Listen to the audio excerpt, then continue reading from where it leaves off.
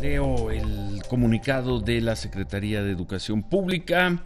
Dice: la Secretaría de Educación Pública informa que en cumplimiento con lo establecido en el calendario emitido por el Instituto Nacional para la Evaluación de la Educación, del 11 al 19 de julio del año en curso se llevó a cabo el proceso de evaluación para ingreso a la educación básica en 29 entidades, de acuerdo con los 138,593 aspirantes programados para este proceso. Se contó con la asistencia de 112,671, lo que representa un nivel de participación de 81.3. Durante la jornada se ratificó el interés y el compromiso de los egresados de las instituciones formadoras de docentes en educación básica y bueno, con la aplicación de estos instrumentos de evaluación para el ingreso a funciones docentes y técnico-docentes y promoción a cargo con funciones de dirección, supervisión y asesoría, queda manifiesta que la reforma educativa avanza a pasos firmes. 81.3 de las personas que tenían que haber sido evaluadas lo fueron, y según la SEP, con esto se queda de manifiesto que la reforma educativa avanza a pasos firmes. Claudio, ¿cómo estás? Claudio X González, presidente de Mexicanos Primero, gracias por estar con nosotros. Encantado, ¿Avanza Ciro. a pasos firmes? ¿Tan optimista? Bueno, avanza. Era de esperarse, Ciro, que iba a haber resistencia a una reforma de este calado, de esta importancia, pero yo creo que es un buen porcentaje de participación, arriba del 80%, tanto los concursos para las promociones como para el ingreso al servicio han andado en torno a ese 80%. Nos dice que es una cifra natural, tendremos que empezar a leer estas cifras en el curso del tiempo para ver cómo se comportan, pero yo creo que va adelante la reforma educativa. Es de particular dificultad su implementación porque estamos hablando de más de 1.200.000 maestros en el país, cerca de 200.000 escuelas que están pues en todos los rincones del país. Entonces aplicarlo es complicado, pero yo creo que vamos avanzando. Yo creo que ahí va la reforma, con mayor resistencia ciertamente en ciertos lugares.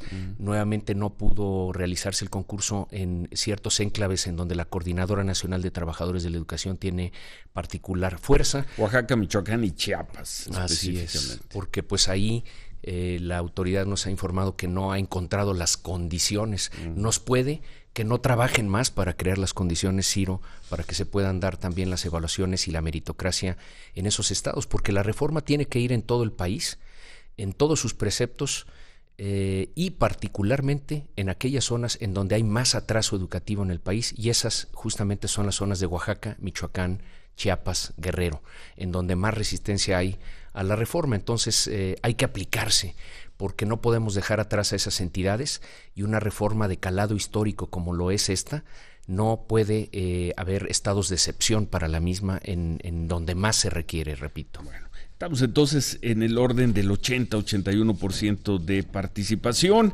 pero esta, hasta donde entendemos, no es la etapa dura, conflictiva de las evaluaciones, donde presumiblemente habrá más resistencia por parte de las entes, sino lo que vendrá a partir de septiembre, en el otoño, que van a ser las evaluaciones para permanecer en los puestos. Estas que hemos visto son todas de ingreso. Lo que viene en el otoño es permanencia. Tienes razón, Ciro, efectivamente, hasta ahora todos los concursos, si ya van en el último año y medio, y por eso digo que avanza la reforma educativa, alrededor de 76,000 plazas que se han concursado dentro del sistema, y esto es un hito histórico. Pero tienes razón al decir que ahora en el otoño inicia la evaluación de desempeño de los maestros que ya están en servicio, de ese 1.200.000 aproximadamente maestros. Se van a evaluar alrededor de 200,000 en el otoño, 200,000 en la segunda mitad del ciclo escolar, y así consecutivamente durante 3 años para llegar a 1.200.000 maestros. Resulta increíble que a lo largo de toda la historia educativa de nuestro país, Ciro, nunca se ha evaluado obligatoriamente a los maestros, y ese es uno de los preceptos que pone la reforma para poner el derecho de los niños por encima de las prebendas de los adultos, porque tenemos que estar seguros de que los adultos que educan a los niños están preparados, y en ese sentido ese es un gran paso de esta reforma, y diría, junto con los concursos, los dos son importantes, pero esta evaluación es quizá el elemento central de la reforma educativa y el que es más resistido por algunas cúpulas sindicales, y ahí se va a ver si verdaderamente hay el tesón, la firmeza, la disciplina, el apego al Estado de Derecho para llevar adelante la reforma educativa, sobre todo en estos lugares que se resisten a la reforma, Ciro. Esa es la gran prueba de la reforma. Se aproxima en septiembre. Con la información que tienen ustedes en Mexicanos Primero, ¿habría elementos para pensar que cuando menos esta segunda fase, la que tendrá lugar o comenzará en el verano, se va a aplicar en el 80% del territorio? Al menos. Esto que viene en el otoño, sí, Ciro, se debe de aplicar al 100%. Al 100%, difícil, porque Claudia, lo que dice la ley es que todo maestro se tiene que evaluar de manera obligatoria. Es causa de rescisión del trabajo si no te evalúas. Lo que dice también la ley es que hay consecuencias para esa evaluación. Si a ti te va bien, Ciro, empiezas a caminar en una lógica de progreso, de mejoras al salario, de reconocimientos, de premios, que ya están de hecho hasta publicados, ¿no? Cuánto se le va a subir de salario, por ejemplo, a quien le vaya bien en las evaluaciones. A quien no le vaya bien, Ciro, tendrá obligatoriamente que tomar capacitación.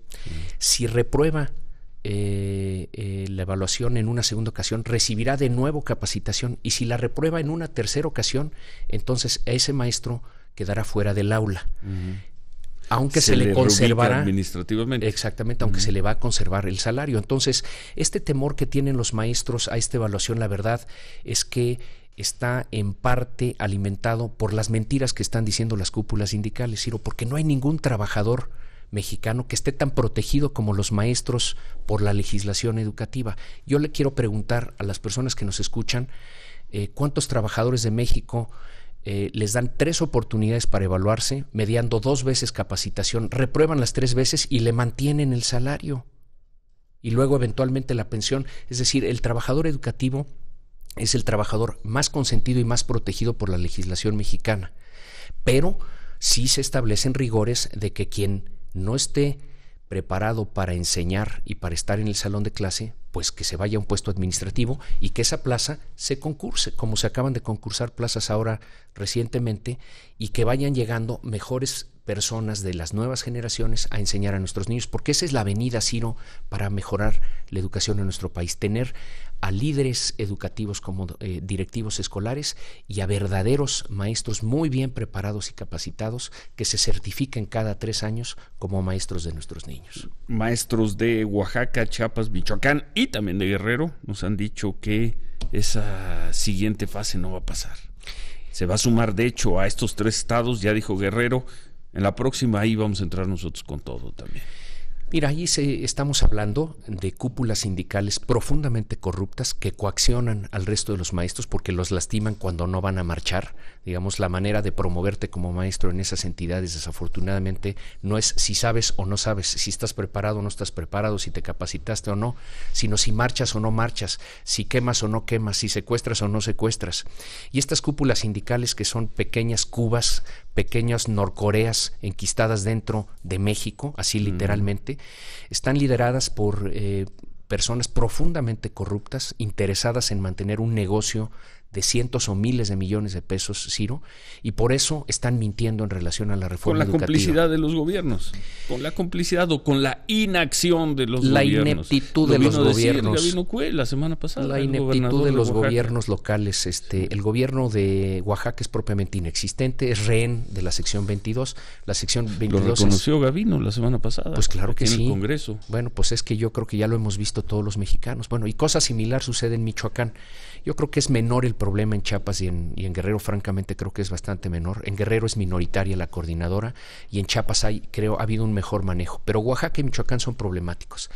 Y ahí tiene que haber firmeza del gobierno, ya no local, Ciro, tiene que ser del gobierno federal. Este ya es un tema que escaló a nivel federal. Y vuelvo, son los 2 estados, curiosamente, Oaxaca y Michoacán, en el ranking de los estados en materia educativa en nuestro país, Ciro, están en el lugar 31 y 32. Entonces, nuestro país muy atrasado. Y Oaxaca y Michoacán en el lugar 31 y 32. Ahí 9 de cada 10 jóvenes de 15 años, Ciro, lo han probado los exámenes internacionales, están reprobados. 9 de cada 10. Es un sistema educativo absolutamente fallido.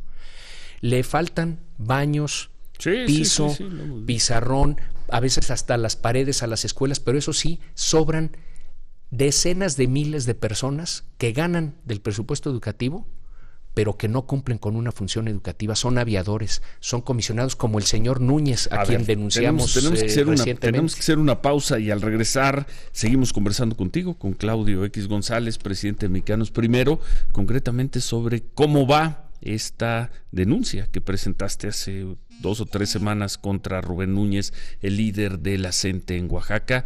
Suponemos que ya la ratificaste. Nos platicas de eso ahora que regresemos de esta pausa.